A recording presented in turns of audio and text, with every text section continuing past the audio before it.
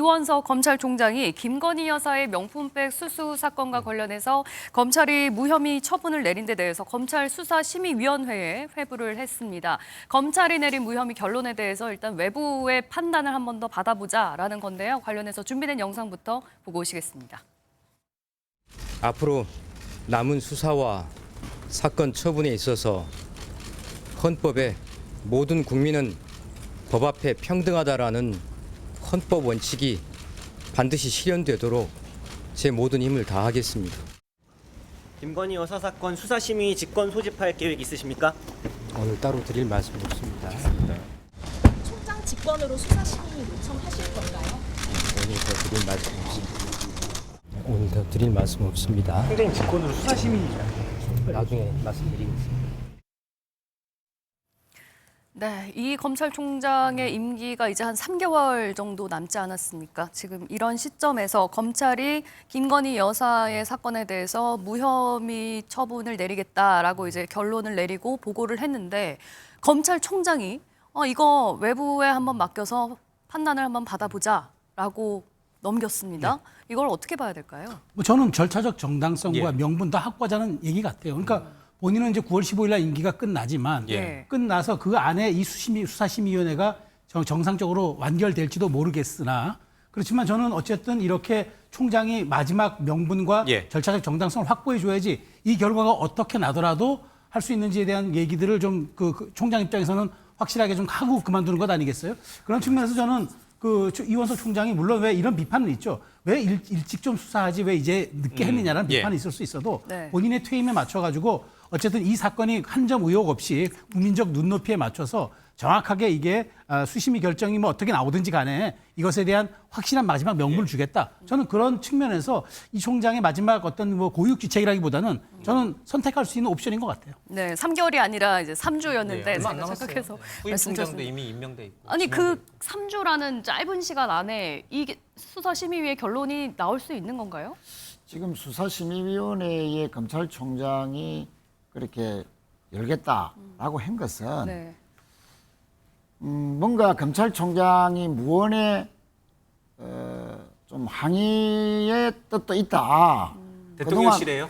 뭐 대통령실에 대해서 또 부하 자기 지휘를 안 받고 용산의 눈치를 보는 부하 검사 서울지검장을 비롯해서 사실 그동안 이원석 검찰총장은 굴욕을 여러 차례 당했지 않습니까?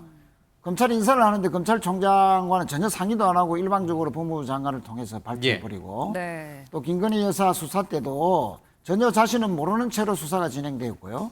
또 그것도 검찰청 바깥에서 황제 조사다 수사다 하는 말이 있을 정도로 그렇게 진행이 되어 왔는데 이번에도 이제 무죄가 났는 무혐의로 났는데 검찰총장은 그동안 쌓여 있었던 여러 가지 굴욕적인 사항들에 대해서 마지막으로 검찰의 수장으로서 마지막 자존심은 뭔가 살려야 되겠다 하는 그런 차원에서 이번에 수사심의로 한번 열어서 마지막 판단 한번 받아보겠다 한 거 아니냐. 그런 측면에서 이번 수사심의가 대체로 보면은 서울중앙지검의 무혐의 결론을 뒷받침하는 면죄부 심의가 되지 않겠느냐는 시각이 우세하지만 그러나 또 검찰총장의 의지에 따라서는 충분히 3주 동안에도 심의를 할 수 있고 결론도 아니 이것이 국민들에게 300만 원의 명품백을 청탁의 목적으로 줬다는데 그것도 대통령을 보고 김 여사한테 줬다는데 준 사람이 그렇게 이야기를 하는데 무혐의다?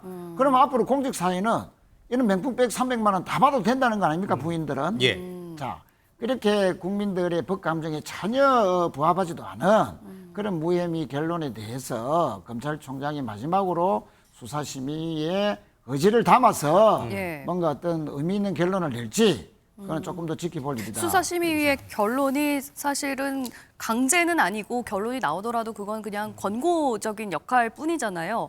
그런데도 만약에 수사심의위의 결론이 검찰 무혐의 처분과 좀 다르게 나온다라면 어떻게 되는 건가요? 글쎄요. 거기에 대해서 지금 여당의 대변인이 가타부타 말씀드리는 게 좀 적절하지 않은 측면이 있습니다. 왜냐하면 아직 지금 최종 처분이 내려지지 않았고 그다음에 수사심의위원회도 어떤 결론을 내지 않은 상황인데 이렇게 되면 이렇게 될 것이고 저렇게 되면 저렇다라고 얘기를 하는 것 자체가 이제 대통령이 속해 있는 집권 여당이 마치 수사심의위원회의 결론이든 또는 검찰의 최종적인 수사에 대한 처분이든 네. 거기에 대해서 일정한 가이드라인을 제공하는 것처럼 비춰질 우려가 있어서 제가 거기에 대해서는 가급적이면 좀 언급을 삼가고 다만 최종적인 결론이 나오면은 당은 아마 거기에 대해서 뭔가 입장을 밝히긴 할 겁니다. 굉장히 조심스럽게 이제 논평을 하셨는데, 이제 최인호 의원께서 이제 얘기하셨는데, 이원석 총장이 왜 갑자기 중앙지검에서 무혐의 처리한 사건을 수사심의에다가 회부하는 거로 결정을 했을까? 퇴임을 코앞에 두고 있는 검찰총장으로서의 마지막 명예, 자존심 이런 걸 세우기 위한 것이다. 라는 해석은 대부분 많은 사람들이 공감을 하는 것 같아요. 다만 혹시 이원석 검찰총장의 머릿속에 나는 중앙지검장과 달리 김건희 여사의 이 명품백 수수 사건은 충분히 알선수재로 볼 수도 있어. 나는 좀 다른 결론이 나올 가능성이 더 높다고 봐. 그래서 이거를 한번 뒤집어 봐야겠다는 생각에 혹시 수사심의에다가 요청을 한 게 아닌가? 우리 송명훈 변호사님 딴 데 보죠. 아니, 질문을 피하시는 아니 최 평론가님께 난 송 변호사님께 여쭤보고 싶어요. 알겠습니다. 네. 글쎄요. 근데 법리적인 부분에 대해서 검찰총장께서 어떻게 판단하고 계신지를 제가 알 길은 없지 않겠습니까? 저도 잘 몰라서 한번 수사심의위원회는 아마도 뭐 법리와 증거에 따라서 검찰이 처분을 하는데 그것을 아마도 고도로 확실하게 하기 위한 차원이 아닐까 저는 그렇게 이해합니다. 그것을 뭐 수사심의위원회가 중앙지검의 결론을 뒤집는다, 뒤집지 않는다 우리가 이런 관점에서만 볼 것이 아니고 어쨌든 어떠한 결론이 최종적으로 내려지든지 간에 가급적이면 그 수사 결론에 대한 논란을 최소화하기 위한 것이 아닐까라는 생각이 들고 어떠한 절차를 거치든 간에 이 결과에 대해서 사실은 사회적 논란이 최소화되는 길이 바람직하겠죠. 그런 쪽으로 내린 거다. 저는 그렇게 이해합니다. 예. 그러면은 중앙지검장의 이른바 무혐의 결정에 좀 더 힘을 보태는 쪽으로 결론이 나올 경우에 수사심의에서 그냥 클리어되는 거예요. 이제 더 이상 야당도 시민단체들도 더 이상 이제 명품백 사건 가지고 왜 검찰이 이렇게 무혐의 결정을 내렸느냐 뭐 이런 이제 주장 안 하고 특검하자는 주장 안 하고 이제 깨끗하게 승복할 수 있어요? 못하죠. 뭐예요 간단합니다. 이게? 예. 아니 김영란법이 만들어질 때요. 공무원들에게 특히 공무원 가족들을 통해서 선물하지 말라는 거잖아요. 왜 선물하지 말라고 그랬냐면 감사의 선물과 청탁성 선물 사이에 이 선긋기가 굉장히 애매해요. 나 이거 감사 선물로 받은 건데 추석 때 선물 받은 건데 이걸 어떻게 처벌할 수 있어? 그것이 결국은 쌓이고 쌓여서 청탁이 되기 때문에 김영란법에서 아예 선물 받지 말라고 만들어 놓은 게 김영란법입니다. 그런데 지금 권익위도 그렇고 검찰도 그렇고 감사에 선물하는 거잖아요. 그러니까 권익위가 지금 홍보에 나섰습니다. 공직자 가족은 어떠한 금액에 상관없이 선물 받아도 됩니다라고 알려주고 있어요. 이게 무슨 국민의 법감정을 가지고 장난치는 거죠. 김영란법 만들 때 뭐라고 그랬습니까? 5만 원 이상 선물 받지 마. 취지는 뭐였냐? 가족에 대한 처벌 조항이 없음에도 불구하고 고가의 선물 받으면 김영란법 아니라 다른 법으로라도 처벌할 수 있어야 된다라는 게 김영란법 만들 당시의 해석이었어요. 그런데 정권 몇 번 바뀌고 대통령 부인이 당사자가 되니까 완전히 해석이 바뀌어서 이제는 고위공직자 부인들이 가족들이 금액에 상관없이 선물 받아도 됩니다라고 권익위가 홍보하고 있는 나라가 돼버렸습니다. 어떻게 김영란법의 취지를 360도 이렇게 뒤집어 놓습니까? 이거를 갖다가 용납할 국민이 없다고 생각해요. 검찰이 만약에 최종적으로 면죄부를 준다 그러면은 저는 당연히 특검 요구가 빗발치듯이 일어날 거라고 봅니다. 아니 근데 사실 수심위가 지금 뭐 소집하는 건 이제 명백한데 수심위가 어떤 결과를 내릴지 모르잖아요. 그런데 그래서 이원석 총장이 알선수재라든가 변호사 위반까지 다 들여다보라 한 건 아닙니까? 네. 지난 1월에 무슨 일이 있었어요? 이태원 참사 사건으로 김광호 서울청장이 이른바 수사팀은 불기소를 했는데 예. 수심위가 이건 안 된다고 해가지고 불구속 기소를 했잖아요. 예. 바뀐 사례가 있잖아요. 그러니까 저는 뭐 그렇게 될 거라고 보는 게 아니라 다들 지금 이게 마치 어떤 쇼잉? 말하자면 면죄부를 주는 듯한 이제 어떤 통과 의례처럼 얘기하시는데 이 결론은 아무도 모른다. 그러니까 이원수 총장이 자신의 명예도 명예지만 이 사건에 대해서 전 국민들이 납득할 수 있도록 여러 가지 다른 혐의를 포함해서 들여다보고 결론을 내라고 지시한 만큼 저는 그걸 예단하지 않고 한번 결과를 지켜보는 게 맞다고 봐요.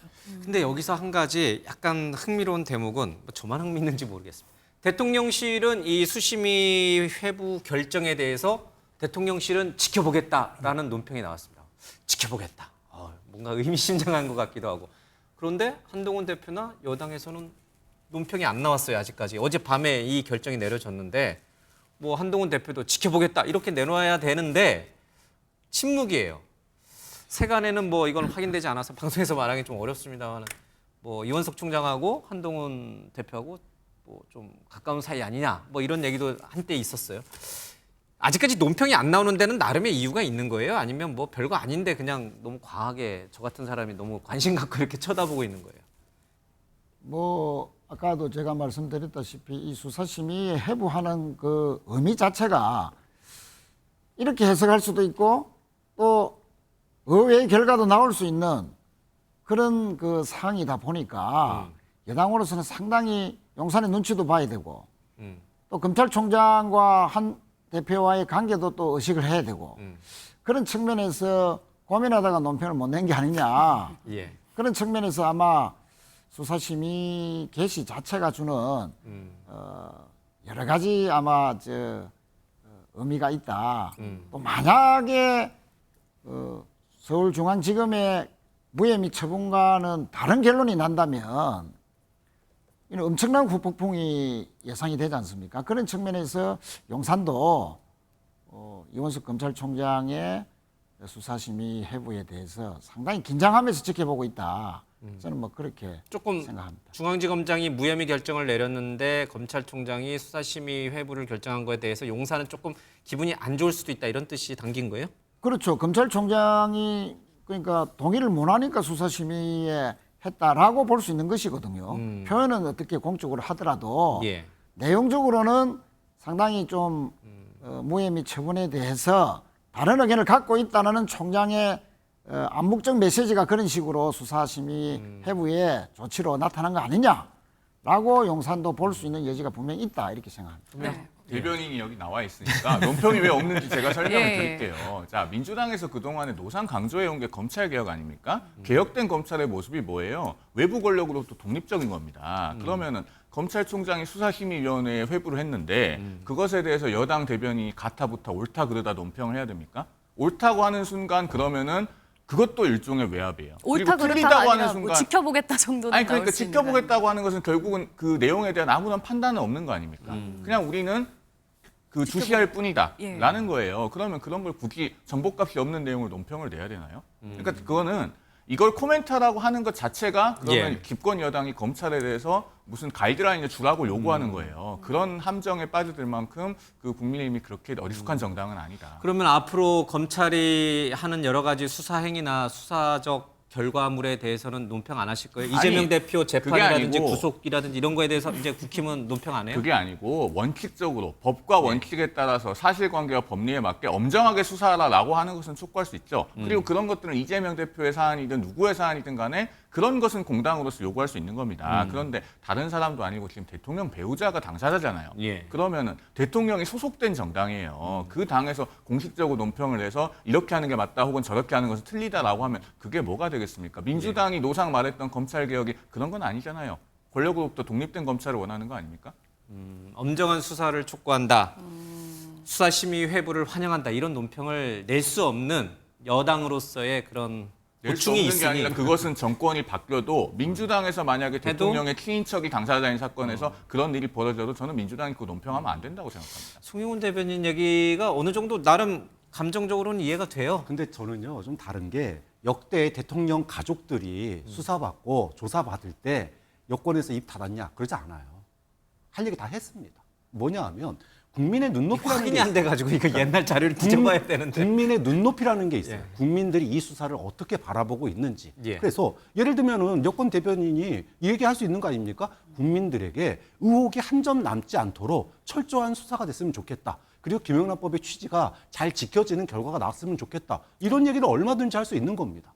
그 얘기가 뭐냐 하면은 수사 똑바로 하라는 거거든요. 그런데 지금 대통령 부인이라는 이유로 일종의 성역화가 이루어지고 있는 건데 거기에 대해서 말하지 않겠다라고 하는 것은 국민의 눈높이와 상관없이 눈치 보기에 불과한 거죠. 아니 이거는 제가 꼭 말씀을 드려야 될 것 같은데요. 성역화가 아니고 이건 그동안에 국민의힘에서 매우 충분하게 말씀을 드려왔어요. 일관되게. 자, 한동훈 전 비대위원장이 올해 1월에 무슨 얘기했습니까? 국민 눈높이를 강조하면서 김건희 여사가 사과해야 된다고 계속 환기를 해왔습니다. 그리고 이번 전당대회 과정에서 그 문자 논란이 불거지면서 사실관계가 다 확인이 됐죠. 당시에 한동훈 전 비대위원장이 대통령실에 여러 경로로 사과할 필요성을 얘기했다라고. 그다음에 이번 전당대회 과정에서 김건희 여사가 지금이라도 사과해야 되느냐라고 하니까 한동훈 후보가 기체 없이 OX 팻말 중에 O를 들었고 나머지 3명의 후보도 동시에 다 O를 들었습니다.